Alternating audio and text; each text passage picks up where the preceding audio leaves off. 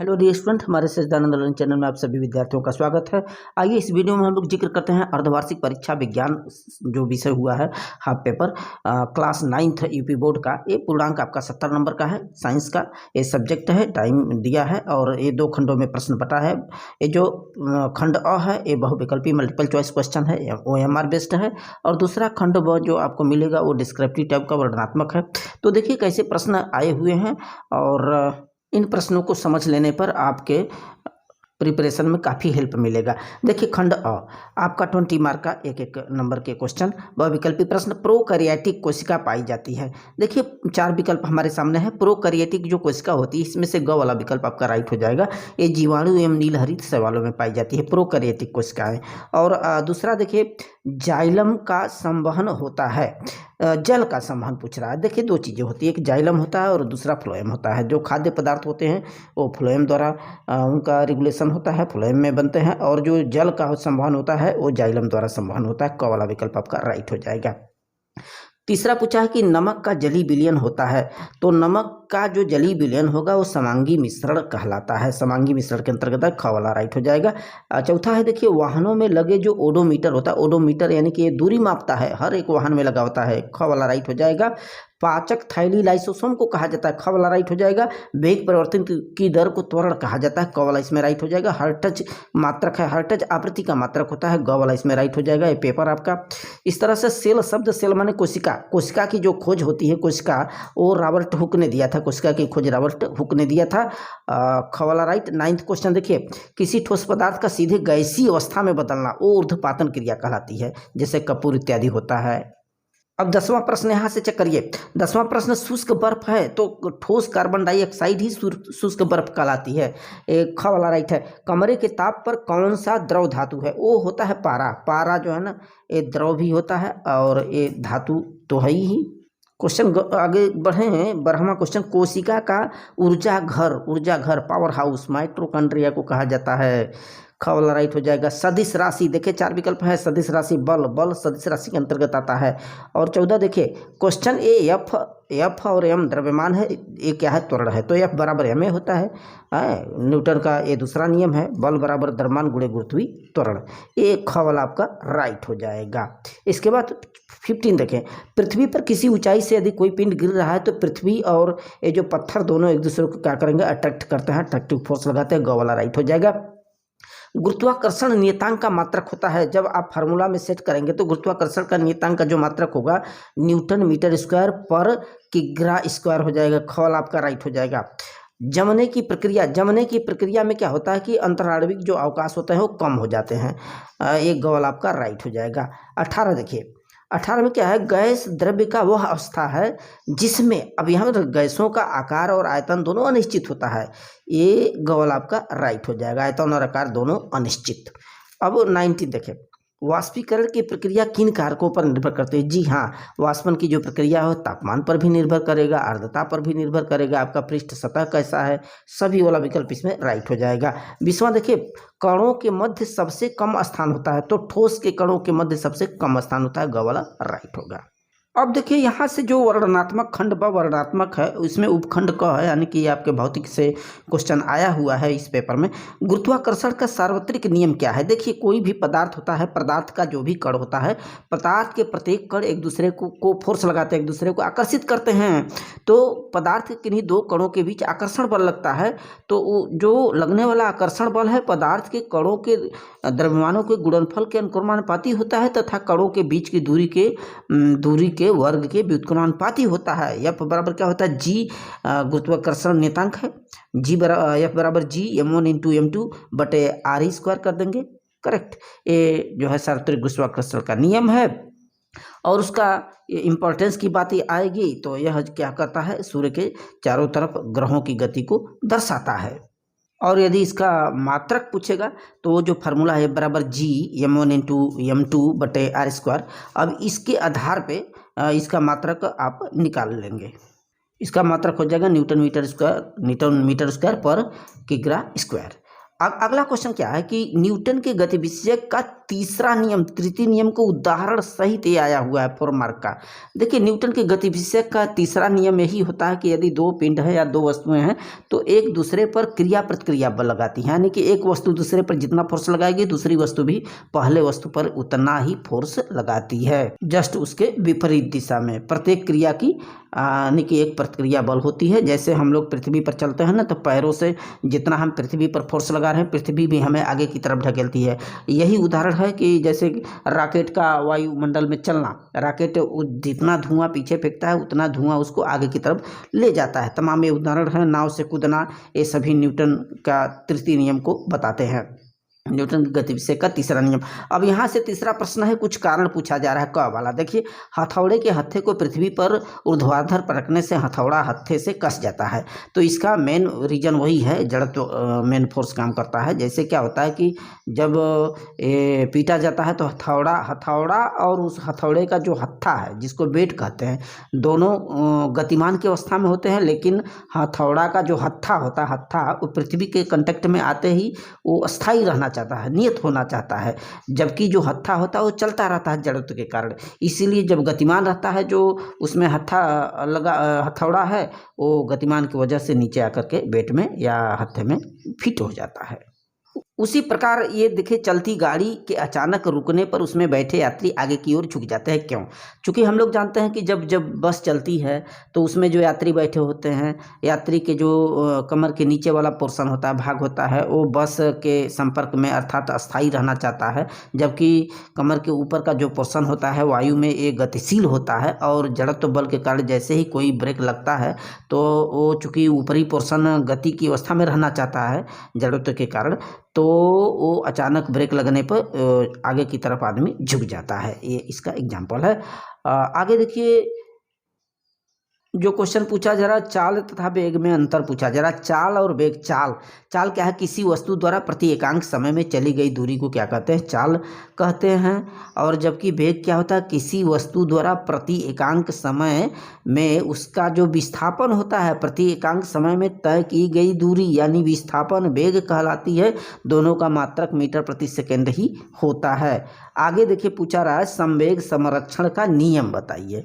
तो संवेग संरक्षण का नियम क्या है कि यदि दो या दो से अधिक वस्तुओं के निकाय पर कोई बाह्य बल आरोपित किया जाए, तो यदि दो या दो से अधिक वस्तुओं पर बाह्य बल आरोपित न किया जाए बल्कि आरोपित न किया जाए तो निकाय का जो संपूर्ण संवेग होता है वो अपरिवर्तित रहता है। इसी को क्या बोलते हैं? संवेग संरक्षण का नियम बोलते हैं। डेल्टा पी बराबर F गुणित डेल्टा टी होता है। और उसमें यदि बल हम जीरो लगाएं, बल की कुछ भी ना हो, तो डेल्टा पी की वैल्यू न्यूट्रल आएगी, शून्य आएगा। इसको आप अच्छे से रिवीजन कर लीजिए। आगे पूछा है त्वरण की परिभाषा। तो वेग परिवर्तन की दर को त्वरण कहते हैं। त्वरण को ए से भी दर्शा सकते हैं, ए बराबर डेल्टा वी बटे डेल्टा टी होता है, मीटर प्रति सेकेंड स्क्वायर इसका मात्रक होता है। क्वेश्चन 4 देखिए भौतिक का आपके न्यूमेरिकल क्वेश्चन है। 5 न्यूटन का एक बल किसी द्रव्यमान m1 को 10 मीटर प्रति सेकंड स्क्वायर का त्वरण देता है तथा द्रव्यमान m2 20 मीटर प्रति सेकंड स्क्वायर का त्वरण देता है। अगर दोनों द्रव्यमानों को एक साथ मिला दिया जाए तो इस बल के द्वारा क्या त्वरण उत्पन्न होगा? तो इसमें क्या करेंगे? F बराबर ma का फार्मूला रखिए, F बराबर ma रखिए। शुरू में बल वही 5 न्यूटन रखिए, बल का मात्रक मान दिया है और द्रव्यमान अलग अलग दिया है, m1 और m2 अलग दिया है। तो पहले F बराबर ma से m1 की वैल्यू निकालिए, फिर m2 की वैल्यू निकालिए, फिर दोनों को जोड़ दीजिए। दोनों को जोड़ देंगे तो संपूर्ण पिंड का द्रव्यमान निकल जाएगा। तो अब पूरा फार्मूला वही लगाइए, F बराबर ma, संपूर्ण द्रव्यमान m हो जाएगा, F बराबर ma, और बल को वही रहने दीजिए 5 ही न्यूटन। F बराबर ma रखेंगे तो त्वरण पता हो जाएगा।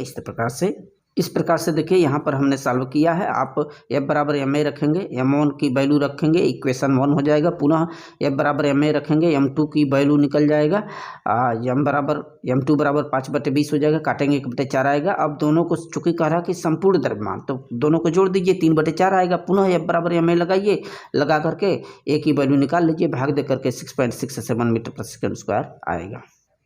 आगे देखिए पूछा जा रहा है, आगे का क्वेश्चन उपखंड ख का आपके केमिस्ट्री रसायन विज्ञान से है। ये पूछा जा रहा है कि निलंबन व कोलाइड में क्या डिफरेंस है, दोनों में अंतर पूछा जा रहा है। देखिए निलंबन और कोलाइड दो केस होते हैं। निलंबन में क्या होता है कि निलंबन में जो विलेय होता है ना, अति सूक्ष्म विलेय के कण जो होते हैं, जो घुलने वाले विलेय होते हैं विलायक में, वो 10⁻⁵ सेंटीमीटर के आकार के होते हैं। जबकि कोलाइड में क्या होता है, कोलाइड में विलेय के कणों का आकार 10⁻⁵ से लेकर के 10⁻8 के बीच में होता है।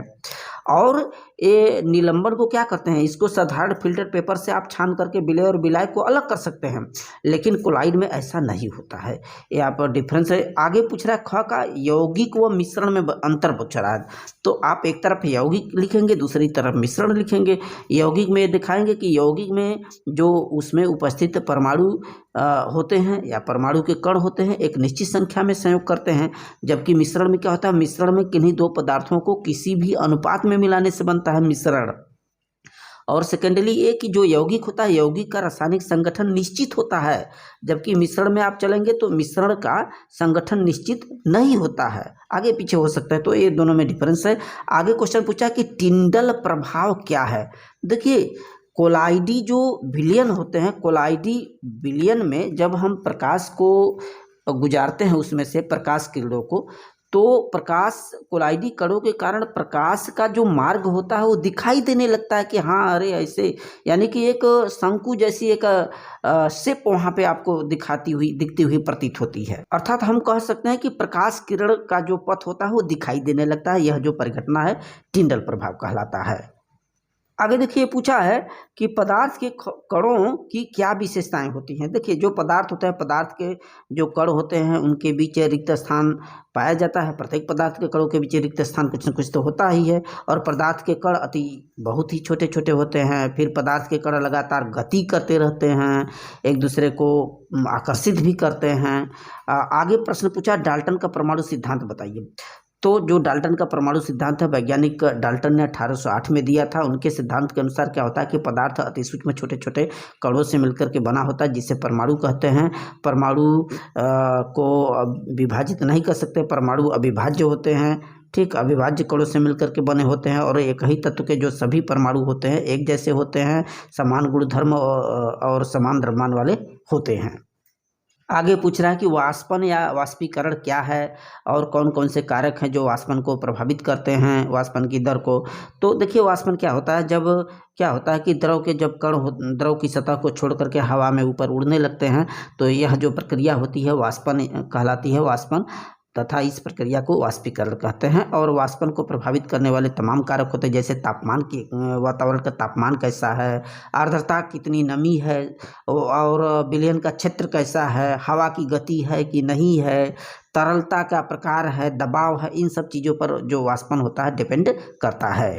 अथवा ऑप्शनल है कि विलयन के लक्षण एवं प्रकार का उदाहरण सहित स्पष्ट कीजिए। देखिए विलयन, पहले तो दो या दो से अधिक पदार्थों के समांगी मिश्रण को विलयन कहा जाता है। और विलयन के लक्षण क्या होता है, जो विलयन होता है, विलयन समांगी मिश्रण होता है। विलयन भाई दो या दो से अधिक पदार्थों का समांगी मिश्रण होता है। और विलयन के जो कण का व्यास होता है बहुत छोटा होता है, इतना छोटा कि हम सीधे अपने नंग आंखों से नहीं देख सकते। और विलयन अत्यधिक अस्थायी होते हैं। फिर जो विलयन होता है ये 3 प्रकार के हो सकते हैं, ठोस विलयन, द्रव विलयन, गैसीय विलयन। अब देखिए बायोलॉजी से उपखंड ग जो प्रश्न है, एक कोशिका को जीवन की संरचनात्मक व क्रियात्मक इकाई क्यों कहा जाता है। जी हाँ, कोशिका प्रत्येक जीव जंतुओं की जो शरीर है छोटी छोटी कोशिकाओं से मिलकर बनी होती हैं। सारा काम कोशिकाओं के अंदर ही होता है। तो कोशिका जीवन की क्या होती है, संरचनात्मक एवं क्रियात्मक इकाई है, क्योंकि सभी जीवित प्राणियों का जो शरीर होता है छोटी छोटी कोशिकाओं से मिलकर के बना होता है। और कोशिका जीवन की इकाई तो है। कोशिका में जो कोशिकांग पाए जाते हैं उसी के अंदर सारी क्रियाएं संपन्न होती हैं।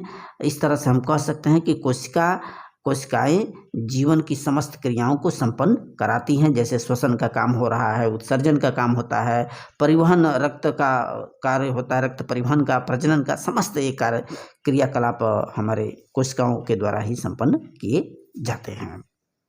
और आगे क्वेश्चन देखिए, प्रोकैरियोटिक और यूकैरियोटिक कोशिका में क्या डिफरेंस है, इसको भी आप देख लीजिए, बहुत इंपॉर्टेंट। सभी क्वेश्चन इतना अच्छा है। प्रोकैरियोटिक और यूकैरियोटिक पूछ रहा है। जो प्रोकैरियोटिक कोशिकाएं होती हैं उनकी जो कोशिका भित्ति होती है एमिनो अम्ल की बनी होती है, और यूकैरियोटिक की कोशिकाओं की कोशिका भित्ति एमिनो अम्ल की नहीं बनी होती बल्कि सेलुलोज की बनी होती हैं। और किंतु जो कुछ जंतु होते हैं उनमें सेल्यूलोज नहीं पाया जाता है।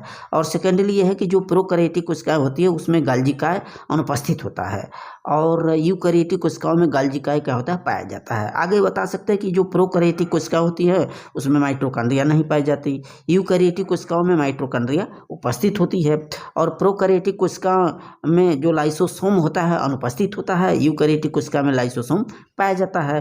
प्रोकैरियोटिक कोशिकाओं में रिक्तिकाएं अनुपस्थित होती हैं, जबकि यूकैरियोटिक कोशिकाओं में केवल कुछ पादप होते हैं, पादपों में रिक्तिकाएं पाई जाती हैं। और प्रोकैरियोटिक कोशिका में केंद्रक नहीं पाया जाता, जबकि यूकैरियोटिक कोशिकाओं में केंद्रक पाए जाते हैं। इस तरह से बताएंगे। आगे जो प्रश्न पूछा है, देखिए ये पूछा है कि पादप कोशिकाओं के निम्न कोशिकांगों के कार्य बताना। अंतःद्रव्यी जालिका, जो अंतःद्रव्यी जालिका होती है उन अंतर्द्रव्यी जालिकाओं की जो खोज किया था वो KR पोर्टर थे। और ये जो अंतर्द्रव्यी जालिका होती है यह कोशिका को सहायता देने के लिए यांत्रिक ढांचे का काम करती है, और कोशिका के अंदर पदार्थों को एक स्थान से दूसरे स्थान तक पहुंचाने का काम करती है। वही बात जब वह वाला प्रश्न है हरित लवक क्या है, क्लोरोप्लास्ट। तो हरित लवक जो इसमें होते हैं कि जो ग्रीन पिगमेंट होते हैं, हरे रंग का एक वर्णक पाया जाता है, और उसी के वजह से पौधों की पत्तियां क्लोरोफिल नामक वर्णक के वजह से सूर्य के प्रकाश को अवशोषित करके भोजन बनाने का काम करती हैं। आगे पूछा राइबोसोम। तो राइबोसोम का प्रमुख काम क्या होता है, ये प्रोटीन संश्लेषण में मदद करता है, प्रोटीन संश्लेषण का कार्य करता है। फिर अगला पूछा केंद्रक। तो केंद्रक की खोज रॉबर्ट ब्राउन ने किया था, और केंद्रक जो होता है, केंद्रक कोशिका का नियंत्रण करता है, समस्त कोशिका को नियंत्रित करने का काम करता है, और कोशिका विभाजन का तो नियंत्रण करता ही करता है। और इसमें उपस्थित एक प्रकार का एक क्रोमोसोम होता है। क्रोमोसोम आनुवांशिक लक्षणों को क्या करता है, एक पीढ़ी से दूसरे पीढ़ी तक स्थानांतरित कराने का काम करता है। फिर चौथा प्रश्न है कि एक जंतु कोशिका का नामांकन चित्र बनाना है। जंतु कोशिका को आप देख लेंगे, उसका नामांकन चित्र किस प्रकार से होता है, कौन कौन सी चीजें उसमें पाई जाती हैं। फिर लास्ट क्वेश्चन पूछा है कि पादप एवं जंतु कोशिका में क्या डिफरेंस होता है, पादप कोशिका और जंतु कोशिका।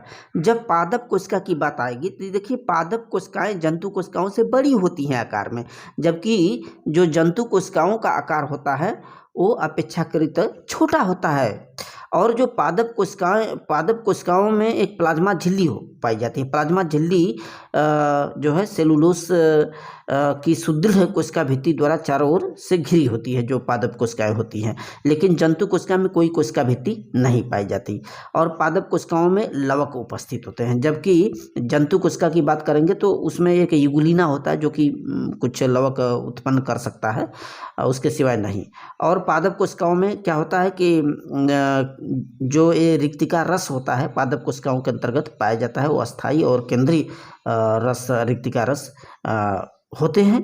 जबकि जंतु कोशिकाओं में रिक्तिकाएं अनेक छोटी होती हैं और अस्थायी एवं अस्थायी भी हो सकती हैं। तो इस प्रकार से दोनों में डिफरेंस आप कर सकते हैं पादप कोशिका और जंतु कोशिका में। So very very thanks.